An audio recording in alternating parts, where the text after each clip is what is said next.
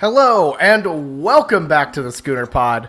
Wait, are we not? No tiny voice? No mouse man No. tiny voice. Wow. Ooh, okay. I did a couple adjustments on the mic there. I took off audio or echo cancellation and audio or automatically adjust mic. So hopefully that helped.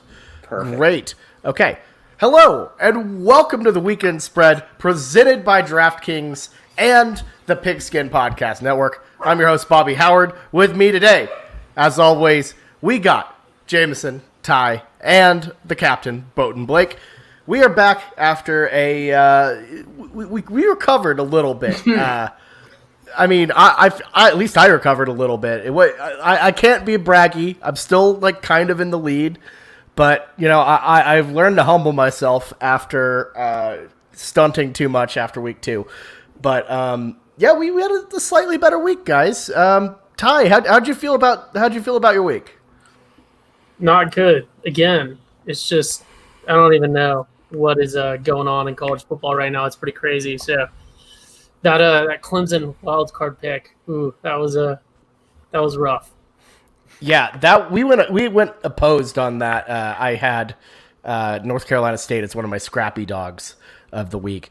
But yeah, no, in general, just tough week for Ty. Jameson had a pretty all right week. Blake had a up and down week. And Blake, I got to ask, what was up with your frogs?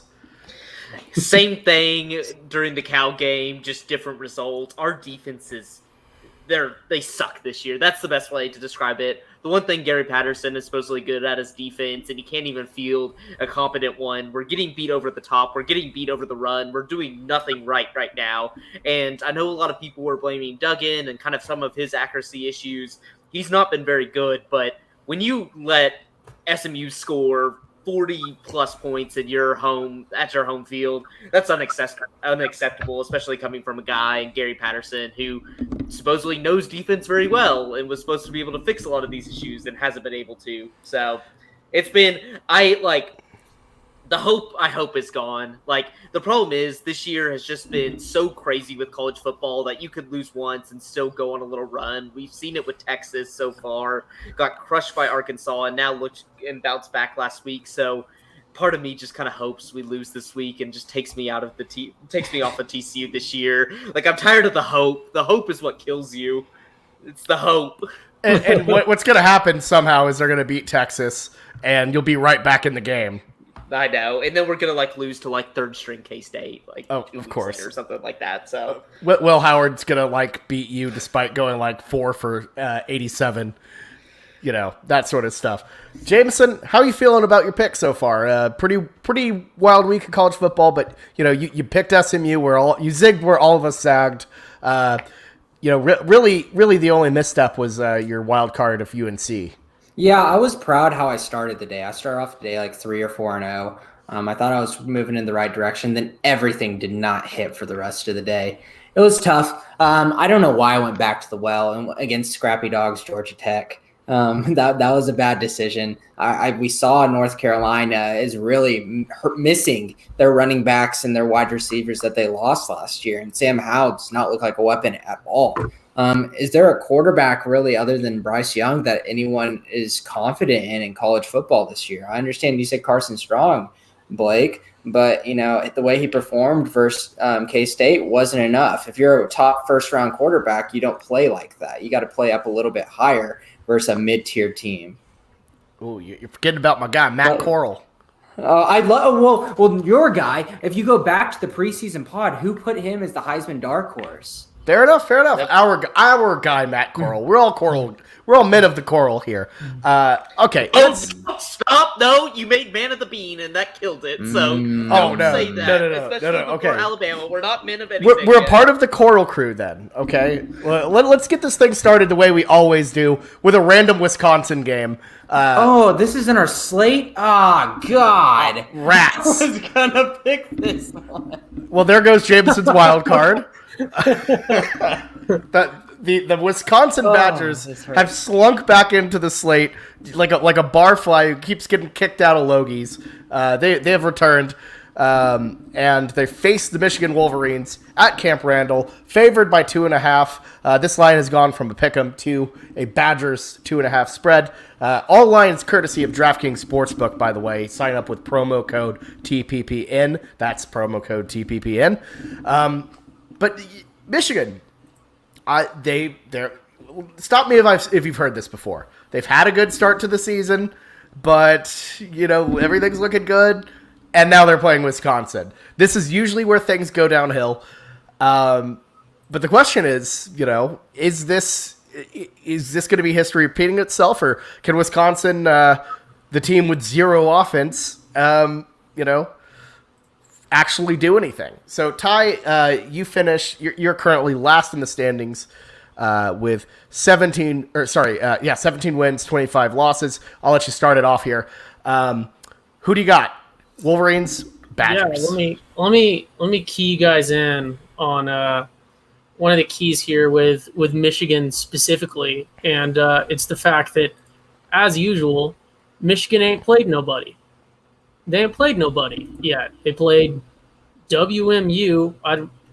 I think Washington something. Western Michigan. Washington, NIU, which I thought was like the thing where players could get paid, but apparently it's also a university. And then Rutgers, which is where people in New Jersey go to college. So, yeah, it's just, but we've seen disappointing things from this Wisconsin team. So just to keep it short, because I have no actual analysis here, and I could tell that Blake has got some real analysis just boiling. I'm going to take Michigan here. They haven't played nobody, but they can put up points. So there you go, Wolverines. Jameson, your take on this game. You faded the Badgers last time out. Are you going to fade them again? Yeah, I don't like what I see from Wisconsin. I don't think their offense is that competent. Cold take at the beginning of the season, I thought Graham Mertz was going to be somewhat of a competent quarterback. That was a bad take. I'll just come out and expose myself for that. Cade McNamara for Michigan is played decent this season. I understand versus not that good competition, but it looks like Michigan has somewhat of, a competent team around them. And if you're giving me as an underdog, and I understand they're going to Wisconsin, and that is a completely different ballgame there. But if you guys watch the Notre Dame-Wisconsin game, I don't know how you come out with anything positive from that game. I like Michigan here. Okay, fair enough. This would be a big win for Jim Harbaugh for sure. Blake, you look like you have some analysis here. Your head's zooming around. What do you think? All y'all are wrong. Wisconsin got this in the bag. Y'all keep on talking about the Notre Dame game, and I understand because Graham Mertz, bad. They have a Graham Mertz problem in Wisconsin. But y'all are ignoring first Michigan-Rutgers. That game was actually a close game. They won by 7. Michigan let Rutgers back in that second half, and it was because Rutgers, they stopped the run. They held them to only, 33 yards in the second half. 33 yards for Michigan. That's not a competent offense whatsoever. I know that Cade McNamara was beating up Western Michigan, Northern Illinois, some of those smaller schools, but they were doing absolutely nothing in that second half and allowed Rutgers to come back. And look, Wisconsin, if you take out Graham Mertz, their defense is still really solid. They're top 5 in rushing, stopping the run in America. That's what Michigan has relied on. That's what Rutgers, the way they got back in the game, was stop the run, make Cade McNamara throw. If they do that, it's going to put him in a horrible situation. And the last stat I got to give you, in 20 years, Michigan has not beaten Wisconsin in Madison. I don't think it's going to happen now. I don't see this Michigan team being that much better. Give me Wisconsin. I will say this before we move on to Bobby. Rutgers, yeah, you say they let Rutgers back in the game. They only won by 7. But this Rutgers with Greg Schiano is a completely different breed of Rutgers that we used to know from the years past. I understand they started off the year pretty well. It was a pretty convincing win versus Temple. That I understand Temple isn't the best team, but whenever you put up 61 points on them, this is not your old Rutgers. It was Temple with their third string quarterback, and the thing about but Rutgers that's not. But they put up have 61. more fight. But if you have more, you're saying they have more fight. But if you look at all the analytical categories, they're still very bottom tier, especially when it comes to offense. But it's not like the Kansas. Special. It's not like the Kansas of the East Coast though anymore. Yeah, like, but no. Michigan was favored by 21 points last weekend. Mhm. I'm just saying. Like, I'm just Michigan saying. Rutgers was- is different nowadays. They are different, but they're still bad. Like, they're still bad. Which is fair, and I have a quick analysis on mine, and it's plain and simple to me. This line looked weird to me. Wisconsin -2.5 after last week, and Penn State. I don't know. I smelled a rat here. But here's the thing: when you smell a rat like this, Vegas. They know something. They know something with this Wisconsin -2.5 line. So ergo, I'm going with the Badgers. This is too tricky to not go with. So give me Wisconsin here. Sorry, I will stop touching my mic. By the way, I had a loose knob and I was trying to fix it. Move on. We're moving on. Ole Miss number 12 at Alabama number 1. The Tide favored by 14.5. There's that line again. This is tricky. But you know what? I was mentioning earlier before we dove into picks. I don't know. I'm getting that feeling with Lane Kiffin and Ole Miss again. And Matt Corral, their offense has been very, very sharp so far. I get that Alabama's a tall task, especially in Tuscaloosa. But I don't know. Getting some timey, Chad Kelly vibes out of my guy, and I think Ole Miss can cover. I think they have enough firepower in the tank to keep this one close. Alabama, as we saw, their defense is, while it was celebrated in preseason, doesn't have the same zip to it that I think a lot of people thought. I think that Florida game exposes them a bit. They're not as bad as people think. I don't think Ole Miss is going to win this one straight up, but I think they cover 14.5, and I don't know, get the Bama message boards fired up for sure. Blake? Yeah, I'm with you here, Bobby, and I don't, this is going to be an awesome game to watch, not an awesome game to bet. I don't want anything to do with this, just when Alabama, Bobby's right, they've looked horribly, undisciplined compared to Alabama standards. They allowed 440 yards to Emory Jones, who I think is an quarterback that, really didn't present that much in the past game.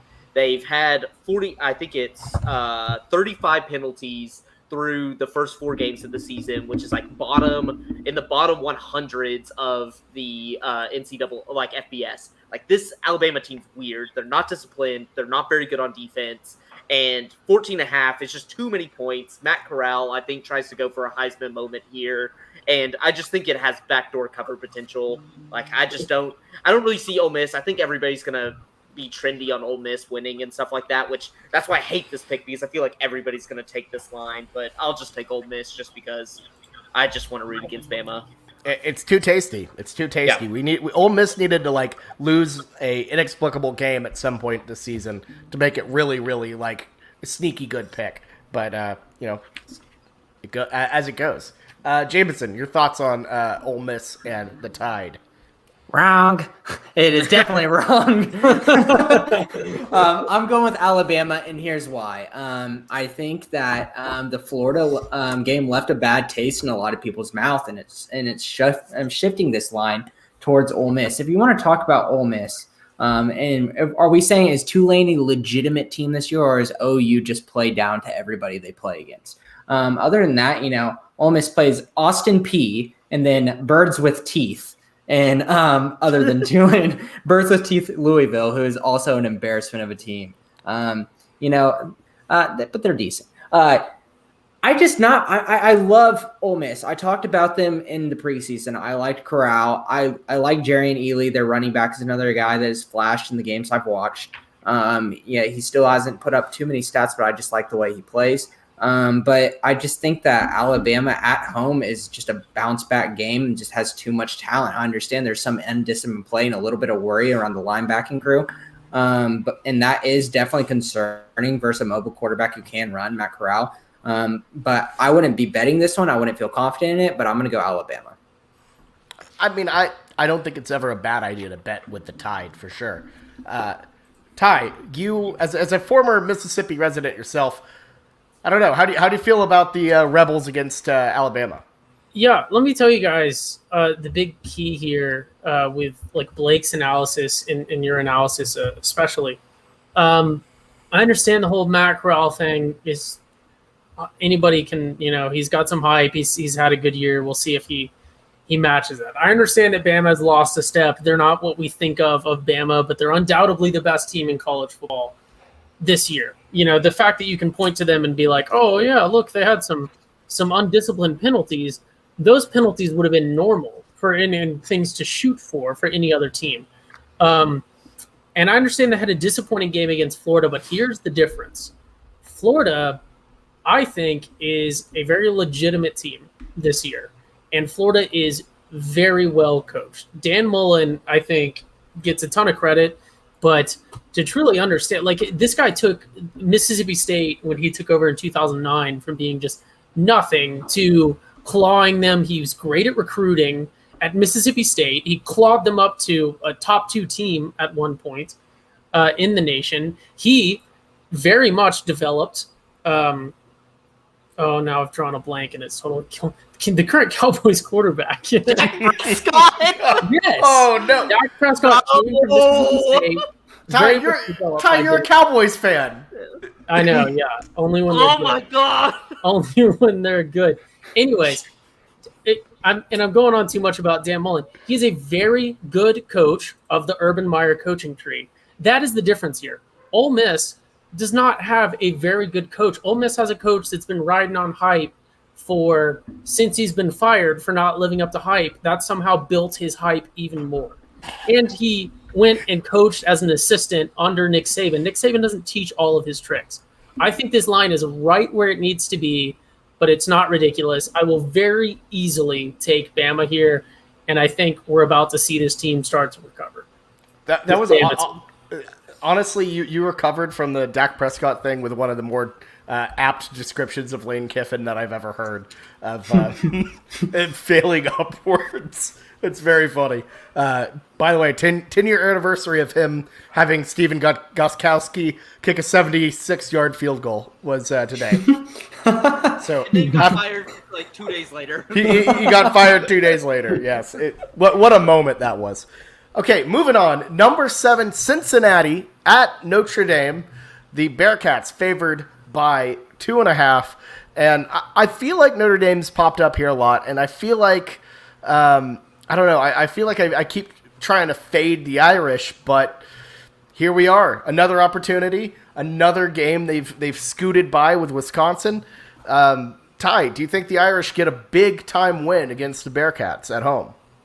Very much so. I've been picking with Notre Dame all season, and it hasn't let me down once. I feel like I've only done it once, though, now, just off the top of my head. But yeah, I think that this is another. I don't want to say it's easy, but I think that Notre Dame is going to win this one outright. So I will gladly take Notre Dame plus 2.5 here.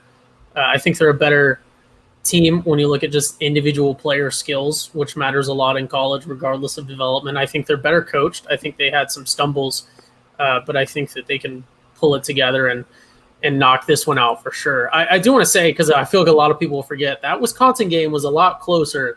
That Notre Dame-Wisconsin game was very much a lot closer than the final score indicates. Wisconsin in like the last 5 minutes just absolutely shit the bed. It was a really beautiful implosion. It was hilarious. I think Notre Dame had some like 56 yards of offense in that, like that accounted for a good 30 points. It was some really dumb shit.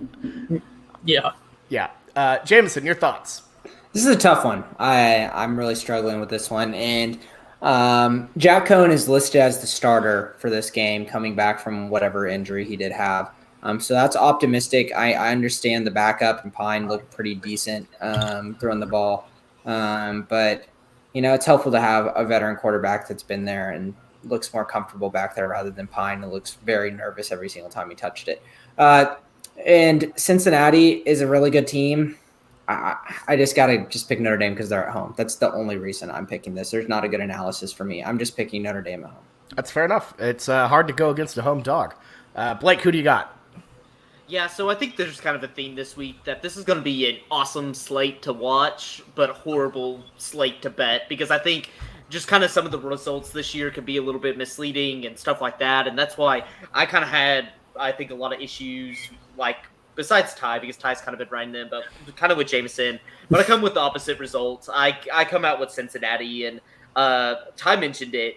That Wisconsin game was a lot closer, and it really took a Graham Mertz implosion of a century in order for Notre Dame to really blow away with that. And like looking at it even more, they had 11 penalties that game. This Notre Dame team is still not disciplined. They had 3 net rushing yards. That's how much pressure and sacks they take in the backfield. This offensive line is really, really bad.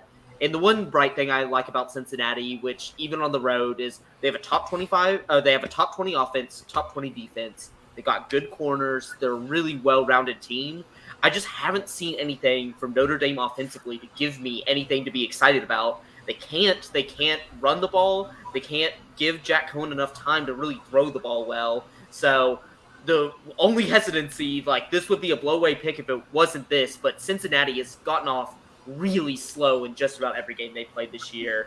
Versus Murray State, they did it. Versus Indiana, they did it. So I think this game is going to be really close, but I just got to take Cincinnati out of principle just because I think they have the better offensive, defensive units. It's just I hope they travel and get off to a fast start. Yeah, I mean, this is going to be just an absolutely great game. I cannot wait to watch it for sure. It's going to be one of probably maybe even a game of the year because Cincinnati, not the game of the year, but one of the games of the year because Cincinnati is in a position where they are playing. If they win this game, they might have a playoff run in them. And when I look at the Bearcats, I see a team who has won a game on the road in a Big Ten environment, who gets the offense going eventually, and is very rested. They had a bye week while Notre Dame was out here grinding it out with Wisconsin at Soldier Field. Cincinnati was hanging out, getting relaxed, watching tape, watching Graham Mertz get turned into a tuna can, just smashed up. So that's my thing. Since he's going to be well rested, fired up, ready to go, and I don't know. I don't know if the Irish are going to have that energy because they've already played this. They've already played bigger games than this season.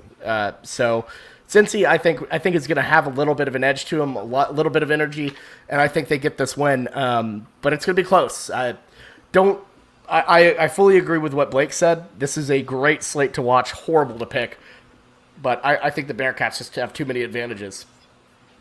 So, moving on to another just absolute incredible game, top 10 matchup. The number 8 Arkansas Razorbacks travel between the hedges to number 2 Georgia, who has looked absolutely just dominant so far.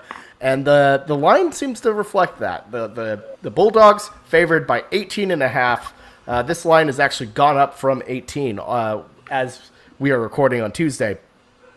So, look, I love Arkansas. I've been picking with them this whole ride. I've gone against the grain twice with the Hogs. They have not let me down yet. And I gotta say, I gotta let it ride. I'm gonna put my money back on red. You thought about it. I did because here's the thing. I think Georgia's the best team in the country right now. I really do. And Arkansas, that injury really they should have blown out A&M if it was not for that injury.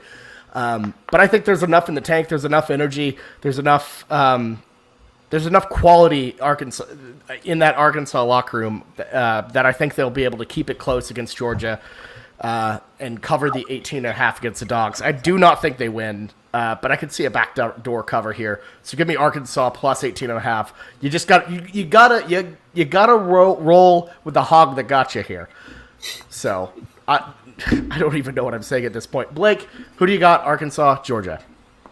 So this is like the one game I have absolutely zero analysis for. When I saw this line, I was like, what the heck? Like, I know Georgia's been rolling teams, but 18.5. And so it just like, I'm stuck between this position. I'm like, Arkansas has been good. They've been beating, I think A&M, whatever flack they get, I think they're still a solid defensive team. It's still a good team. Texas, I think after last week has proven they're not bottom of the barrel. They're actually a pretty decent team. And so I'm like, I see Arkansas with these two actually pretty decent wins. Georgia's been whooping up on everybody. They had a close one with Clemson, but who knows where Clemson's at right now? We don't know what the heck. Like, I don't even know how to gauge that win. And it's just like, it puts me in the weirdest spot with 18.5. That's a lot of points. I'm just going to trust Vegas. This is a weird, funky line. Just give me 18.5 with Georgia.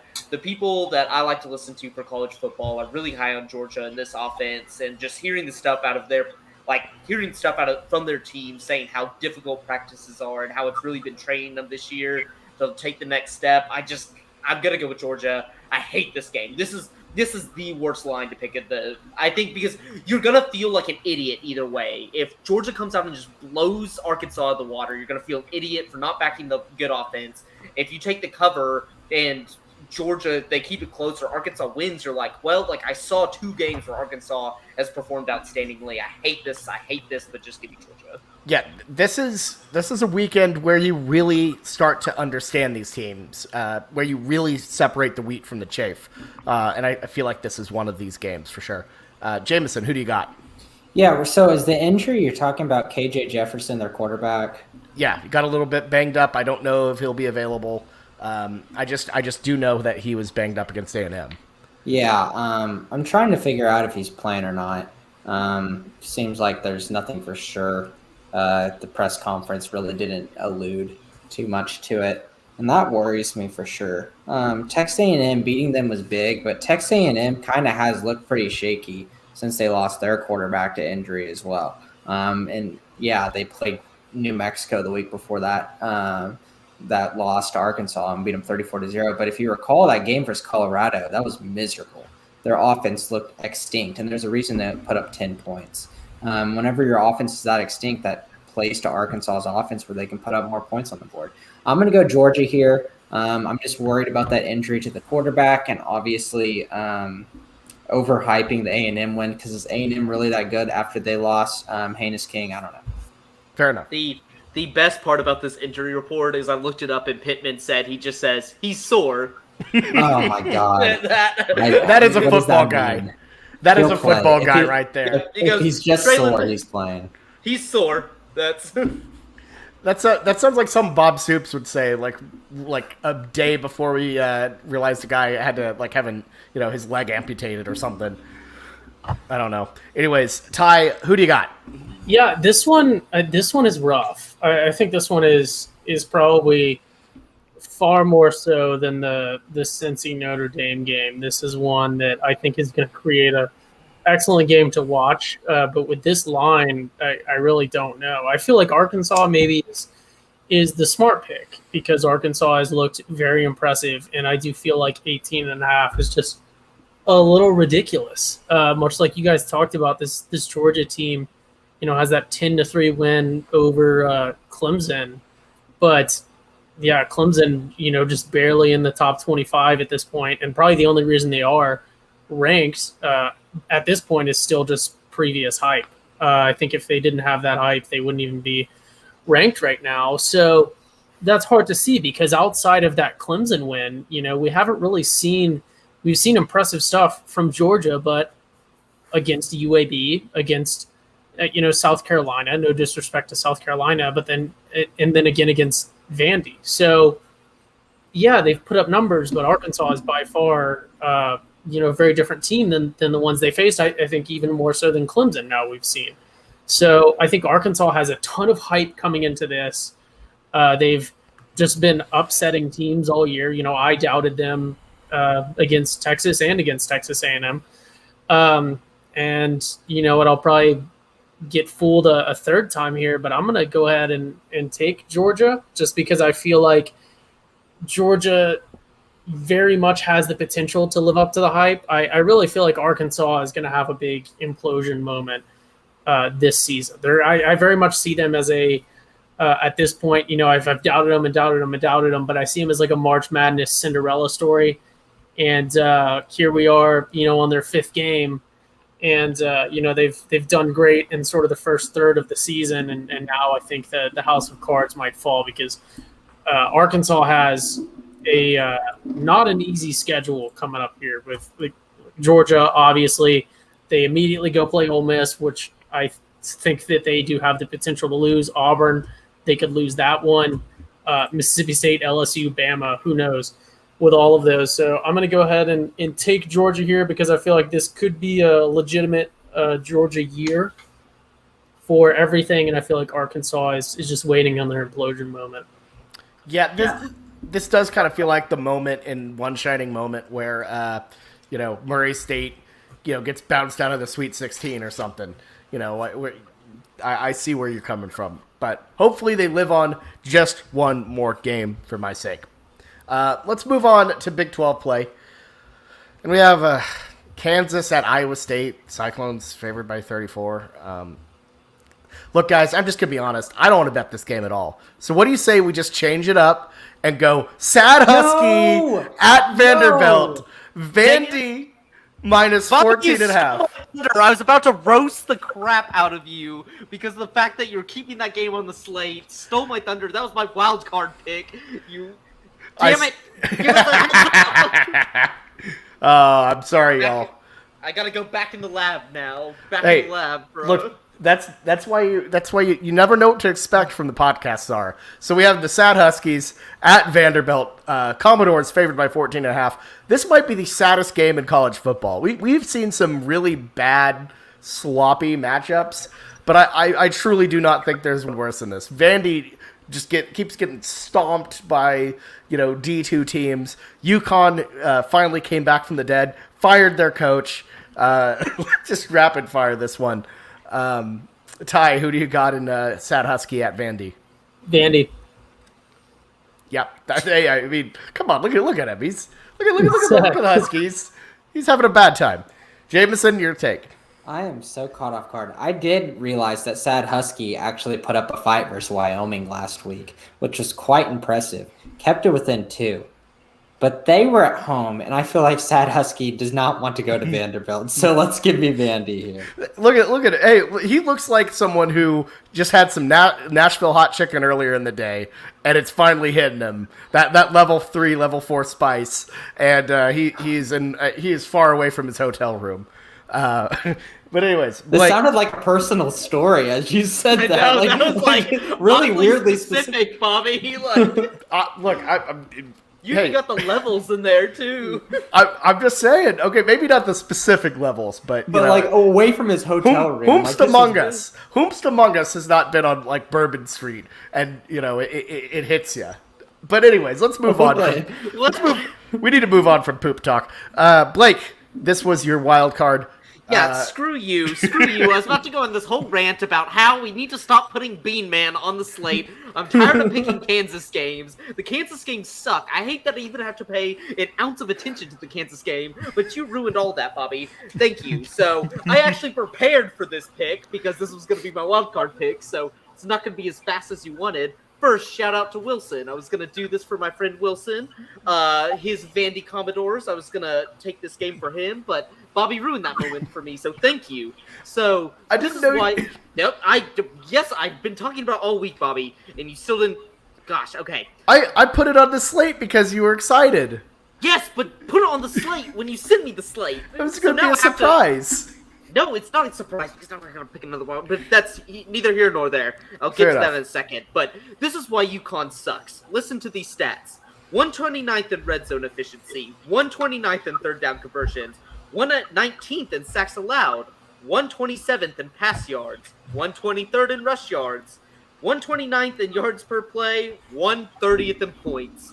This team has no pulse. I'm telling you, you can beat UConn with 11 strategically placed mid to small size boulders out in the field because, I don't think UConn can score at all. This team sucks. They are so bad. Vandy is really bad, but they beat Colorado State, which is another really, really bad team, close to UConn bad, but still, Vandy has somewhat of a pulse. They are human beings with some blood rushing through their body, which means they're automatically going to cover this number. This is boring because we're all choosing the same side, but give me Vandy. This UConn team's so bad. They're so bad. Yeah, I might have botched this one. I apologize. But yeah, Vandy minus 14 and a half. Like Blake said, they exist. They breathe. So give me the Commodores. UConn is just they're awful. They are awful. All right, moving on to a pretty decent Big 12 game. Texas at TCU. UT favored by 5. Now, look, I feel like this is an exact mirror of the last time out in Fort Worth. Frogs. Yeah, Texas was favored by like a number similar to this. It might have been 7. And I believe at the time I referred to it as the lock of the century. Hammer all of your money on the Horns. And guess what happened? They freaking lost straight up. This was an Ellinger year too. It was a disaster. I don't know if TCU has it in them this time though. And maybe I'm making the same mistake I did before. But after watching what that TCU run defense did against SMU, Bijan Robinson is going to absolutely murder the Frogs. So give me Texas. Horns up. Blake, your turn. Damn it, Bobby might have flipped me. Okay, so I was I was all in on Texas. Like, I know the stats, 7-2 since joining the Big 12. We've just owned Texas's soul. I've seen how we played this year. We were really bad. We were really bad versus SMU. We were really bad versus Cal. Got saved in the Cal game. But I've seen, every single year we're bad, we can somehow pull it out against Texas, and I don't understand. It's like Max Duggan goes God mode. Our team just somehow becomes confident, and I don't understand it. I was all in on Texas. I said, literally wrote down on my sheet, I kind of hope Texas beats it, just put me out of my misery. I want to be a man of the car and just go to F1. End college football season for me. I'm done with it. I'm tired of my team sucking. But you know what? Bobby got me riled up saying how bad we are, and that kind of still triggers something inside me. I know we suck, but give me TCU. I'm riled up. Maybe we could pull out the miracle one more time before y'all leave next year.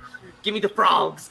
Please, dear God. But, oh God, I've got next. If we win, it's going to be so bad. I just know. My heart's going to get broken again, and I'm going to feel like we can maybe win the Big 12. Oh, just give me the Frogs. Give me the Frogs. I'll worry about that later. I will worry about that Frog at a later date. Oh, give me the Frogs. This was the best pick I've seen in my life. Blake. Oh, man. All right. Okay, so Jameson, let's see. You've been on Texas all season long, but I want to know: does an SEC school like Texas have a considerable advantage against a group of 7 team like TCU? Here's the deal. Blake has been extremely confident on many TCU picks this year, and a lot of times they've gone wrong, especially with last week.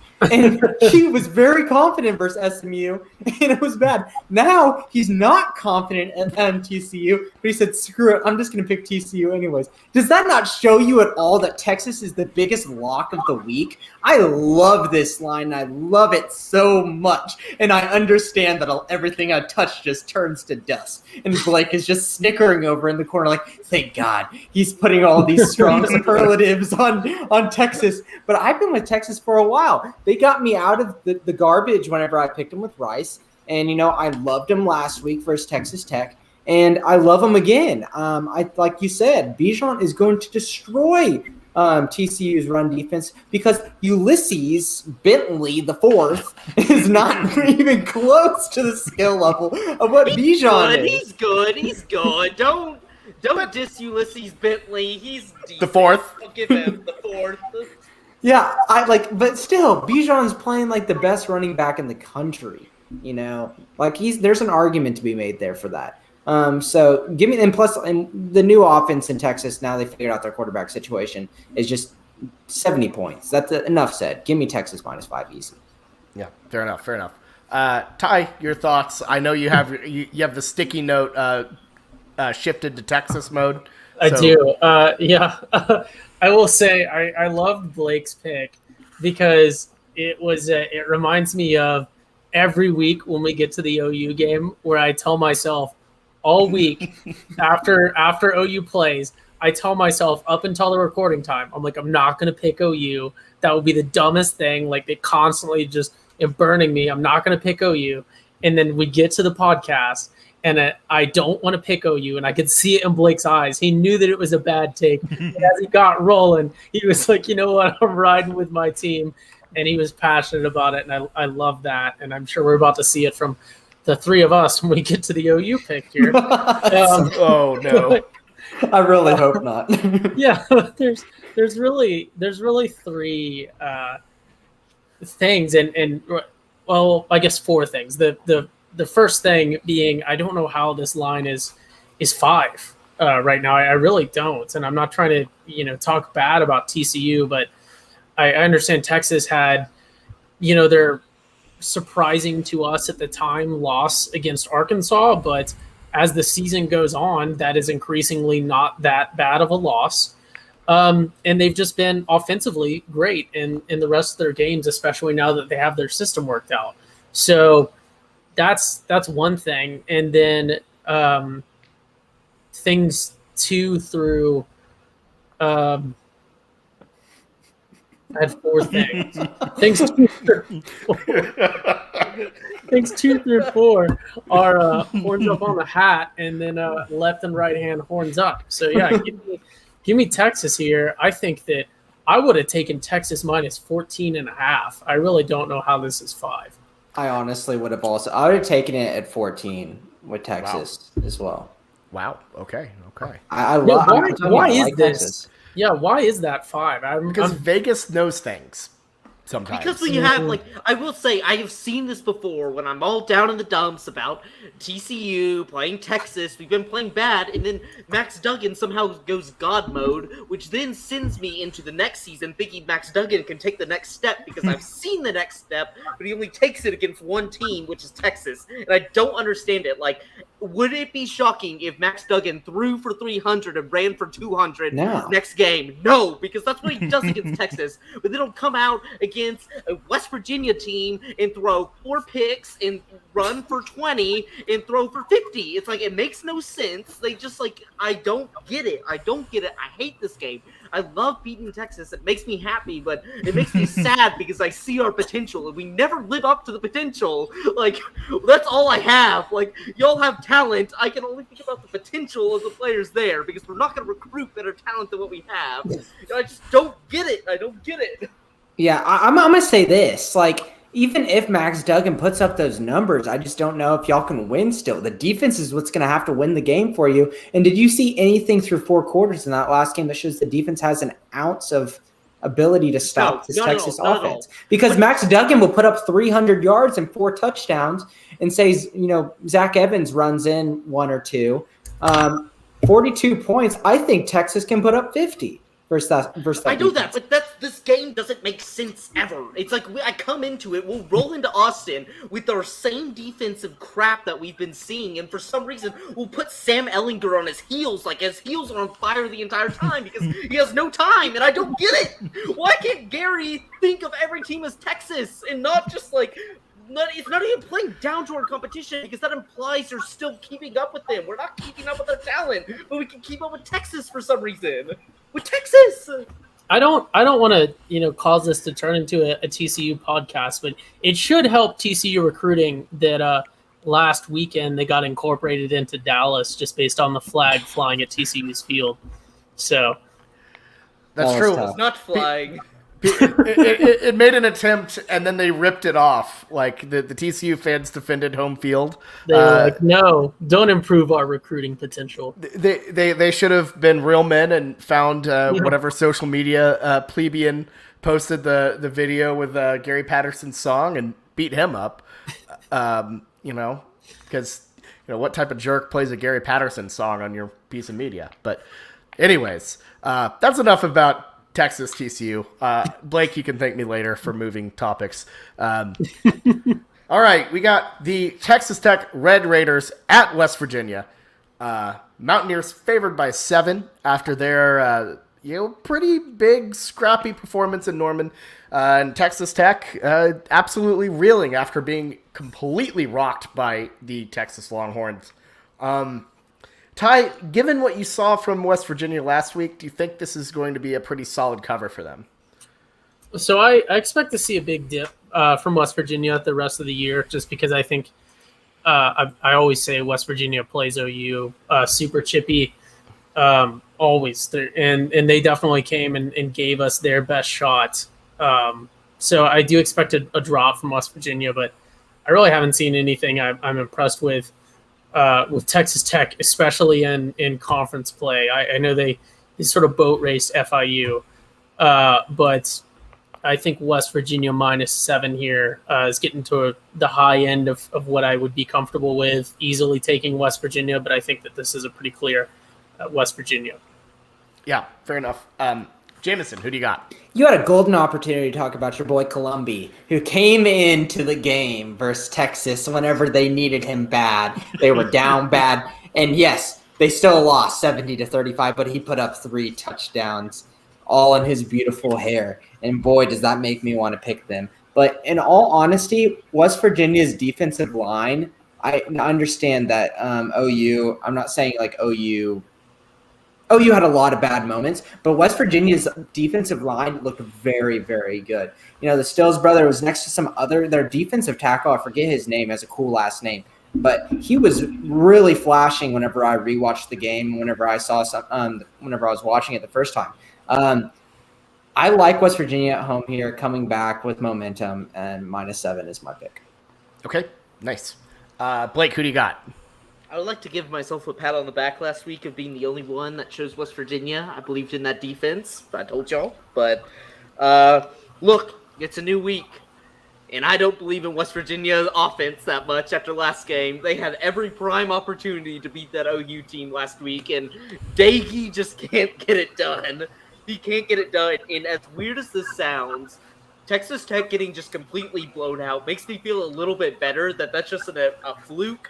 We're never going to see that again, that it was so bad that it just that was an anomaly. We could just throw that out. It makes no sense.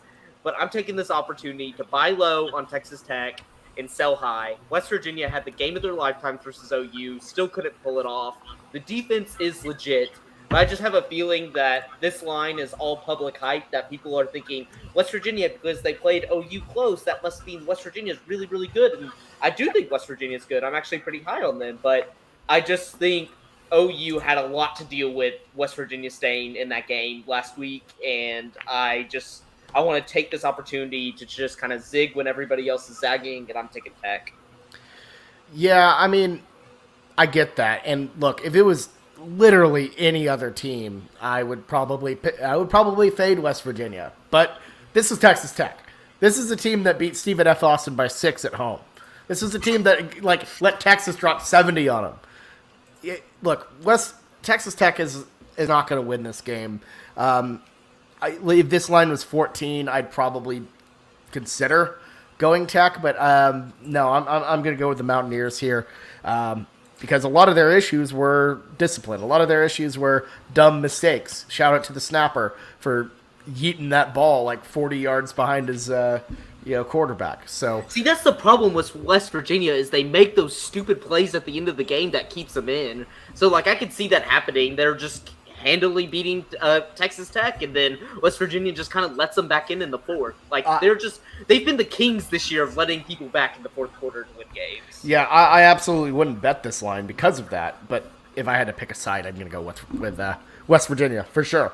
So moving on, we got the 21st ranked Baylor Bears, who at this, I would like to remind, Ty had them as last in the Big 12 at one point, which is a tough go. At the number 19 Oklahoma State Cowboys. Cowboys favored by Tree Fitty. Probably not under the lights at Boone Pickens. They never get night games. Anyways, look, I do not like Baylor. They did have a good performance against Iowa State, had a lot of luck go their way. And I really don't like OSU either. Once again, haven't scored, went scoreless in the second half. But with that being said, I don't know. I think I'm going to give it up to Oklahoma State's defense. I think they win a slugfest of a game, get the dub against Baylor. So give me the Pokes at home. It is a night game. It is a 6 o'clock, yeah. Oh, nice. Good for them. They deserve another night game.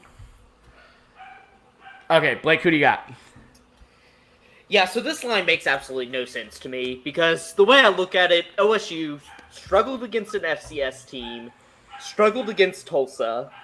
They barely beat Boise, and Boise should have won that game if it wasn't for the ref's fault. A fumble 6, bad call their way, and then they get a gift on a platter last week when Will Howard goes down with injury in the first quarter, and they had to play K-State's third stringer, and they still kept them within 11. Like, Kansas State, had the chance to cover that game the entire time, and it's just because of their horrible quarterback play, which I don't blame the third stringer for the fact that he played horrible. He's a third stringer. And OSU still allowed them to stay with the cover. And I will say, I like Baylor. I've been on that Gary train. Gary Bohannon. I've been on that Gary train. I told y'all last week another time when I zigged when everybody else zagged and it worked out. I told you Baylor's going to be feisty in this game, could win it, won it. But the thing I am scared about, the one I will give some criticism, Baylor got all their points in the first 3 drives. It just completely shut down. Did not score. They kind of had to rely on luck from there. But look, this line makes no sense. OSU should not be favored. They are so bad. They are really bad. They are really, really bad. And, they keep on winning games, and that's what the problem with this college football season is these bad teams are undefeated. It's the same reason why Penn State, it's the same reason why Oregon, it's the same reason why all these people are occupying the top spots, because they're undefeated, but they're not good. OSU is not good. They are just not. Give me Baylor. Give me Baylor. I choose good teams. I don't choose bad teams like OSU. Okay, fair enough. The team that barely beat Boco. Still pretty good. Yeah, the first game of the year. Yeah, Bobby. fair enough. They beat a ranked team. No, I know. I'm just making jabs. Honestly, I think Iowa State is absolute dog water. But anyways, doesn't matter. Blake, Jameson, who do you got next? He's rattled. I've got in his head. He's rattled. I am struggling because Blake, you got me. Gary looked decent. He had some zing to his throws. I thought from what I saw in the past, I didn't think he had an arm. I didn't think he had accuracy, and he made some good throws. I was honestly surprised. I understand Iowa State's had some hiccups this year, and that game kind of went back and forth and missing the 2-point conversion. We could be completely talking about Baylor in a completely different light here. But Oklahoma State's run offense is what's putting them out front. And Baylor's run defense did not look the best in that game. If there's one thing to really worry about in Baylor is their run defense did not look that good. I understand they're going against a very good running back in Breece Hall last week. But he was getting what he wanted throughout that game. And if Iowa State would have controlled the tempo from the beginning, it could have been a different game as well. I understand I'm playing a lot of shoulda, woulda, couldas here. But just something to worry about with Oklahoma State's run offense last week and the way they played, it just concerns me for Baylor. So I'm going to go OSU minus 3.5 here at home. Fair enough. Ty, who do you got? Yeah, I guess we're kind of split on this one. I personally am also kind of confused as to why Oklahoma State is favored in this one. And it sort of makes me feel like Vegas has a very big sort of brand name influence on lines because I feel like Baylor has a lot more recent things that are a little bit more impressive. So with that being said, I mean, it is in Stillwater, but I really feel like Baylor is the smart take here, especially as the underdog. Who knows this year with college football, but I think this is my first underdog pick of the week. Give me Baylor plus 350. Fair enough. I think this is a game that rightfully should have people split. That's a tough line, and I don't think there's a lot of overwhelming confidence in either side. This will be the one for sure that I'll be watching in the evening, probably. Definitely. I think it'll be a competitive one. Yeah, I could see it being pretty good. So, moving on, we have a big game. Pretty nervous about it. Number 6 Oklahoma at Kansas State. OU favored by 10.5. This line came from obviously DraftKings this morning. So things might have shifted since then. Sooners once again favored by double digits. Ty, are you mentioned earlier in the podcast about reaching this moment where you're gonna finally pick against OU. Is this the time you let you put Old Yeller down? Are you gonna put a poor OU down?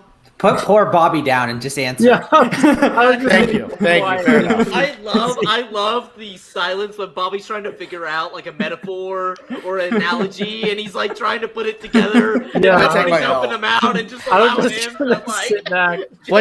Blake has me rattled. You guys put him out of his misery. I was just gonna let him keep going for the content. Jesus. But yes, very easily, I'm going to take Kansas State plus 10.5 here. We did a whole podcast on, well, mostly complaining about West Virginia, but we did a good 30 minutes of content on this OU team, and I am not. At this point, I really feel like we are 1-3. We've essentially lost pretty much every game. So. And with OU's recent history against K-State, I think very easily I will take Kansas State plus 10.5 here. Yeah. At this point, I wonder if this podcast is just an elaborate prank to, make me look like an idiot on camera as much as I can, but that's okay. I'm gonna have before I end mine, I'm gonna have to be burned picking against OU several times in a row before I jump back on the OU train for sure. Fair enough. So, yeah, I don't blame you. Here. I don't blame you. Jameson, who do you got? Bobby, I've never felt more confident in an OU line in my life. Give me OU minus 10.5 and slam a jam at it. Why? Because OSU beat K-State handily by double digits last week, a team that we haven't been that confident in. I understand that they had a good run offense, but still. And K-State, Will Howard being hurt, third-string quarterback. Skylar Thompson in press conference this week, Kleiman says probably not going to play. I understand all the OU fans have been like, I'm not sure if I trust him. That's just because you're scarred from the past 2 years and you're just nervous. No, I'm pretty sure that his injury was pretty significant and he probably won't play. And if he does come back, I guarantee you he isn't 100% if the coach is putting that out into the ether. And not a 100% quarterback that's mobile is great versus a good pass rush. Oklahoma is not at home, and that is going to feel so good for Spencer Rattler. It's going to feel so good for the team. And like I said in our podcast the other day, go listen to our OU preview where we talk pretty much about how disappointed we are in the fans and OU football team for 45 minutes and then talk about K-State for 10 minutes. That's how it be. Everyone wants to listen to the whole Spencer Rattler benching talk. But seriously, we're not at home. And we have a huge, huge chip on our shoulder. We want to come out and we're going to perform hard. We're going to have our foot on the gas the whole time. The fans are now the enemy of the OU football team, and that might be a good thing. I love OU minus 10.5. Okay, very confident. I like it. Blake, who do you feel on this? Jameson, smart man on this, smart man. But I haven't listened to the Schooner Pod yet about y'all's reaction with the fans and stuff. But look, I was just a little the laughing horned frog gif just that entire time. And I hear the boos and the "We want Caleb." I'm that's just me over my chair during the entire time. I was eating it up. I was a little louder. I wanted to be out there just raising it up because I was loving it. That is I don't get to see OU lose much, so I got to take my small victories where it are, and that was a victory right there. It's just people just openly revolting against the quarterback. I love it. I want it to continue. I want Spencer Rattler to be just good enough to keep the starting job, that Lincoln Riley keeps him there, but enough that the fans hate him. I love that torture zone because I get it keeps people close to OU that something weird could happen, but it just makes I just love the fact that he's all Spencer rattled now. He's going to be rattled at every home game. So I like it. But look, K-State most likely probably coming out with a third stringer, maybe a second stringer, but I hate Will Howard. I think he's a horrible quarterback. Honestly, probably the third stringer gave a better result against OSU than what Will Howard would have given. And when it's all said and done, he is a horrible quarterback. Skylar Thompson could come back, but this is just you're buying the lowest of low with OU, and I just like this. Spencer Rattler, if he doesn't come out here this game and beat them, it's a win-win for me. If Spencer Rattler doesn't cover the spread, it's going to be I get Twitter's gonna be all time. Like that's gonna be an all time Twitter moment. I'm gonna love to see it. OU might be winning, but I still get my small victories. Give me OU, but if they don't cover this, I'll be so excited there watching the game again. Seeing on Twitter the boos, the sit-ums. Lincoln Riley's not a man, won't actually sit 'em, so I'm excited. Oh my God. I've never been so excited about OU football in my life. Like I love the situation they're in right now. Like it's just like they thought they were gonna win the championship.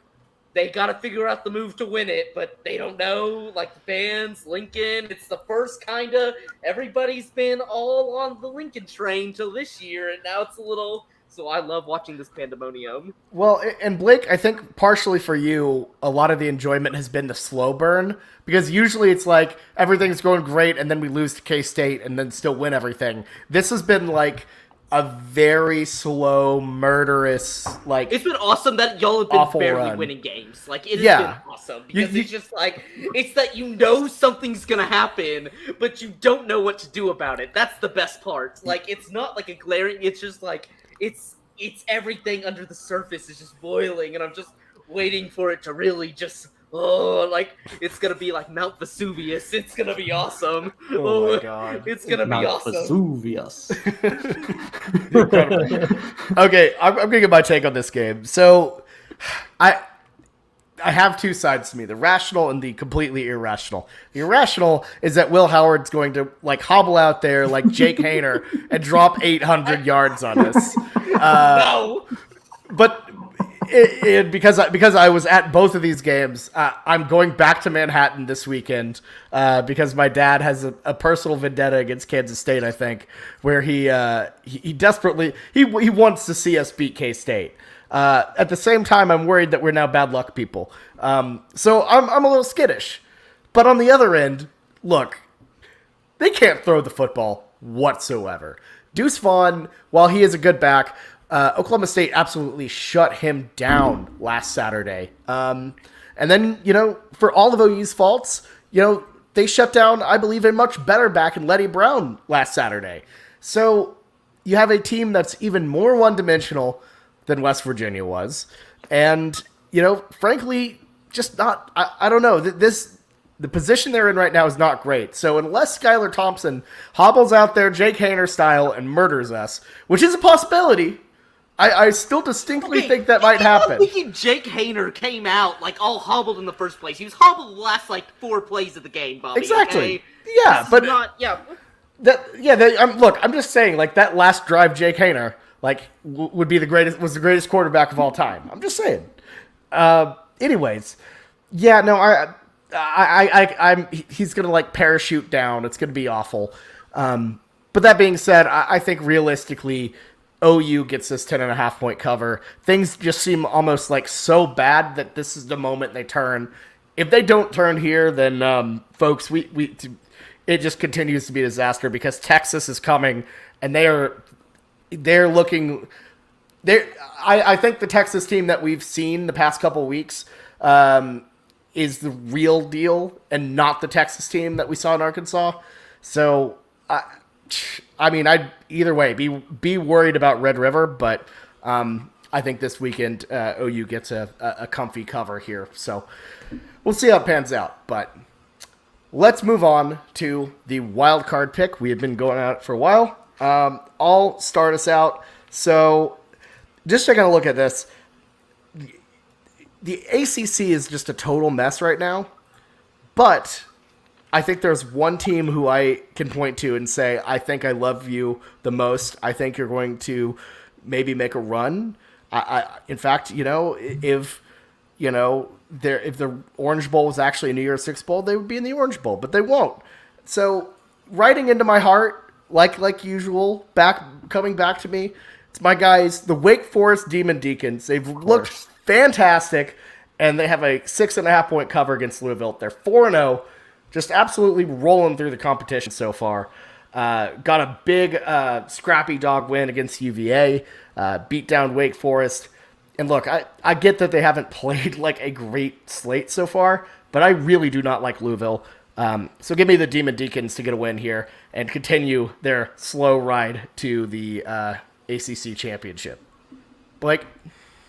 Bobby's love for Wake Forest goes back to a miracle money line bet he won of like plus 19 and a half underdogs, and he picked them to win. And then Bobby rides them like every game after that, and it's like lost like 20 cents. I like it, but I just love Bobby's undying love for Wake Forest. Like he has taken that ship to the highest of highs and taken it to the depths of the ocean.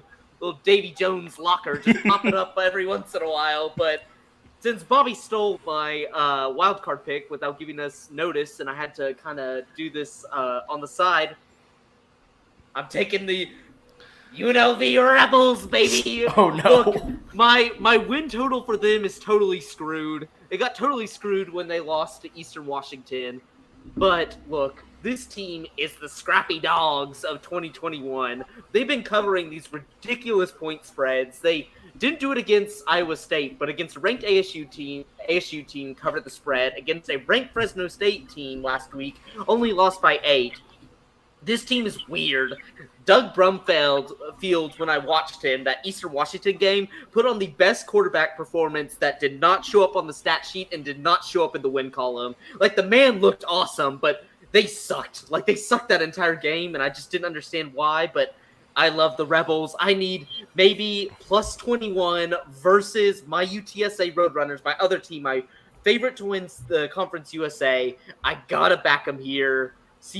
Conference, I told you all at the beginning of the season, UTSA was going to be very good, has beat Memphis, has beat Illinois. They've beaten 2, I guess, Power 6 teams since the American is still together. So that's a feather in their cap, but I need the Rebels. I need the Rebels to cover, and it would be really nice if they would win because my over 1.5 wins for Tate Martell's UNLV Rebels is not looking good. When you have 0 wins going into conference play and your conference is actually pretty decent this year, I'm in dire straits. I'm begging at this point. Yeah, that they should have won last week too. I know. Staying up late on that one for at CBS Sports Network. But anyways, what? Look, I'm tired at this point. I'm under the weather. Jameson, who's your pick? This has been Bobby's acting like we've been on here for like 5 hours. It's been an hour. Like we've had definitely longer. And Bobby's we've been here for 6 hours. I'm so tired. I'm not mad at you. Too long. No, my allergies are awful right now, man. It's been tough. I'm melting because the OG&E smart hours are set to insane times, and I keep melting. I don't like it. I'm sorry, folks. Hey, smart hours is a fool play, man. I went through that when trying to pick an electric package. You got to go just stable rate constantly. That's how they screw you. Yep. Anyway, sorry, OG&E. I guess we just ruined our sponsorship with y'all, but that's okay. Jameson, who do you got? I believe Ty was laughing at me because what I sent in our group text. Jameson and I were laughing about a text and then turned on each other.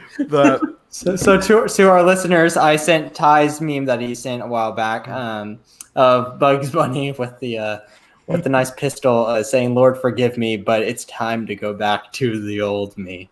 And let me tell you something. I was going to pick Michigan. Yes. I was going to pick Michigan. And I'm really proud of myself. This podcast is a pick'em podcast. I didn't speak about my ex-lover. I'm not going to be naming them, but I did not name them in this podcast. And we did really good not to name that team down south. Bobby did. Bobby literally did when we were talking about Baylor. Oh, I did. Oh, my God, he did. Yep, I did. See? See, I had already blocked that out, and I wasn't hurt. So... once the seal's been broken. My old That's when I rattled Bobby. Totally got in his head. That's why he's thinking it's like 2 a.m. We're recording this on Man, I got the Thursday sweats. night. All right, Got Bobby all whacked up. So I'm flustered. I lost my wild card pick. What was I gonna do? So I'm just looking. And all of a sudden, I see this line appear on my computer screen, but we didn't pick it, and it's Kansas versus Iowa State. The beam is back. I'm like straight up Big 12 game. I'm like, wow! I would love to be picking this game. I just feel empty if I don't get to follow the Bean Man for 1 week. It wouldn't make any sense. Like, I do actually enjoy it, Blake, looking to see how well the Bean Man is doing. Because no, he's not doing well. He literally did well for kind of one game, and they didn't cover the spread. Stop putting the Bean Man on the slate. Stop. So the Bean Man. So the Bean Man, let me tell you something. He was putting up his best of a fight he could versus Duke. There was, for about 3/4 of that game, I thought the Bean Man was going to cover it. And Duke kind of irked it out in the last half of that fourth quarter. And, Kansas didn't cover. But here's the deal. Wait, I was about to ask, they didn't cover? No, they didn't cover. Oh, stop. Kansas blew the cover. I'm tired of the Bean Man with his career games not covering. Don't do it. But in classic Jameson switch, I am picking Iowa State minus 34. I get to pay attention to the Bean Man stats. At the same time, I get to see Iowa State easily cover this spread. I used to be a man of the bean, and I've learned that, you had a lot of FOMO. You wish you were a man of the bean, but it never, ever has worked out for the rest of the season. I understand, Blake. You don't think the Bean Man is that good, but he's entertainment. Give me Iowa State minus 34. You have forsaken the Bean. The Bean Man's going to cover now. This is how it works, Jameson. And so be it. You try to zigzag your teams that were formerly your own, and you can never, you're always one step behind. Stop zigzagging your team. Oh my God. Except for Boca. He got off on the off of Boca right before they lost to Incarnate Word. So I have not held a funeral yet for the Bean Man. He's still alive. I can hear him rolling. He's smelling like Creed and his lima beans in the cabinet. Oh my God. This has been a legendary wild card run here. Okay. Ty, who do you got? Oh my goodness. Okay, so were you gonna do the same thing? I don't know. Blake just said he went super low def. So I have a team much like Jameson's Texas State and the Bean that I am known to be just a true fan of, who I don't think has ever, not even once, been a successful pick for me whenever I've picked them. So I've learned my lesson. I've learned my lesson that just because I follow a team does not mean that I have to pick with that team. So that leads me to this week's wildcard pick, which is one of my first wildcard picks of the season. I think that's an actual smart move.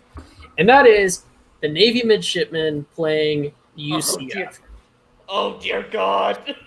No, listen, okay? I just talked about how I've learned that I don't have to pick Navy just because I follow the team.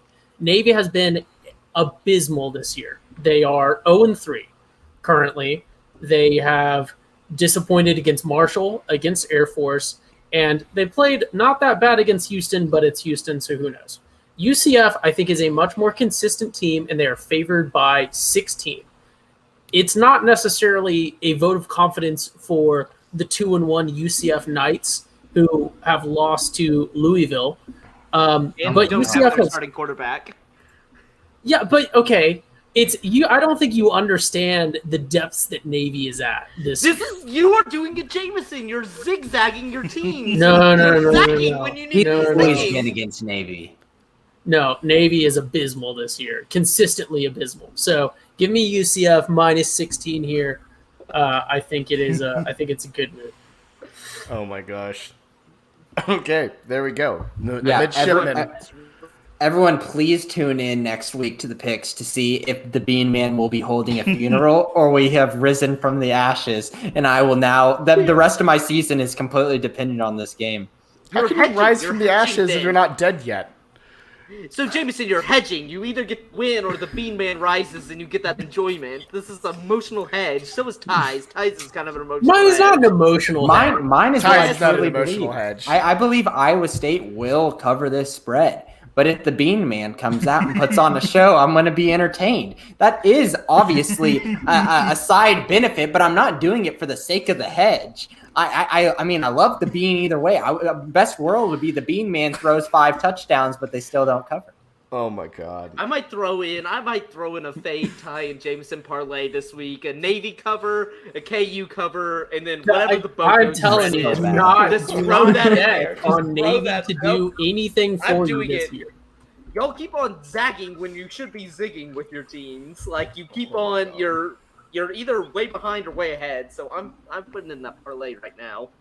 I'm putting in the anti-Jameson tie, anti-zigzag parlay, which they should offer. Like, on I don't think DraftKings. you understand that Navy is averaging something like 8 points a game this year.